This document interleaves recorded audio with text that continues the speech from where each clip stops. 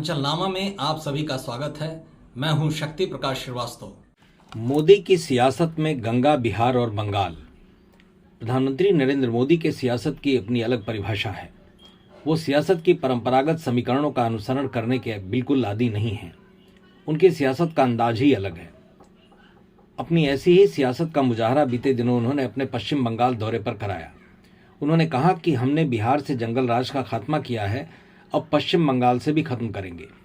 इसके लिए उन्होंने गंगा नदी का उदाहरण देते हुए कहा कि जैसे गंगा नदी बिहार होते हुए पश्चिम बंगाल पहुंचती है, वैसे ही हम भी वहां की जीत के बाद अब यहां भी जीतेंगे। प्रधानमंत्री नरेंद्र मोदी का बीते दिनों पश्चिम बंगाल के नदिया जिले के ताहिरपुर में कार्यक्रम होना था। प्रधानमंत्री मोदी का हेलीकॉप्टर खराब मौसम के कारण नदिया जिले में उतर नहीं पाया, उन्हें वापस कोलकाता लौटना पड़ा। कोलकाता एयरपोर्ट से ही उन्होंने वर्चुअली ताहिरपुर रैली को संबोधित किया।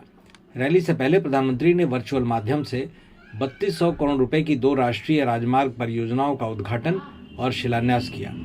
अपने संबोधन में उन्होंने प्रदेश में सत्तारूढ़ तृणमूल कांग्रेस सरकार को आड़े हाथों लेते हुए कहा कि यह सरकार कट मनी की सरकार है, इसे उखाड़ कर फेंकना ही होगा।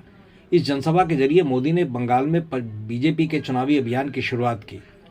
प्रधानमंत्री ने बंगाल की जनता से एक बार बीजेपी को मौका देने की अपील की। उन्होंने अपने सियासी प्रयासों का मकसद स्पष्ट करते हुए कहा कि वो बंगाल के दूरदराज के इलाकों में आधुनिक कनेक्टिविटी सुनिश्चित करना चाहते हैं। पश्चिम बंगाल की यह धरती वंदे मातरम जैसे अमर गीतों की भूमि है। इस धरती ने बंकिम चंद्र जैसे महान संतों को देश के लिए दिया है। इलाकाइयों की तारीफ करते हुए उन्होंने कहा कि बंगाल और बंगाली भाषा ने हमेशा से हमारे भारत को समृद्ध किया है। जय निताई। मेरे सभी बंगाली भाइयों और बहनों को हार्दिक शुभकामनाएं।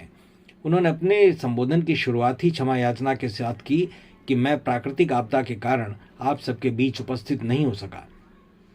उन्होंने पश्चिम बंगाल की मुख्यमंत्री ममता बनर्जी पर निशाना साधते हुए कहा कि ममता बनर्जी का मोदी से विरोध हो या बीजेपी से विरोध हो तो भी ठीक, लेकिन वो बंगाल के विकास में बाधा क्यों डाल रही हैं, यह समझ से परे है। उन्होंने आरोप लगाया कि बंगाल में घुसपैठियों को तृणमूल कांग्रेस सरकार का संरक्षण मिल रहा है।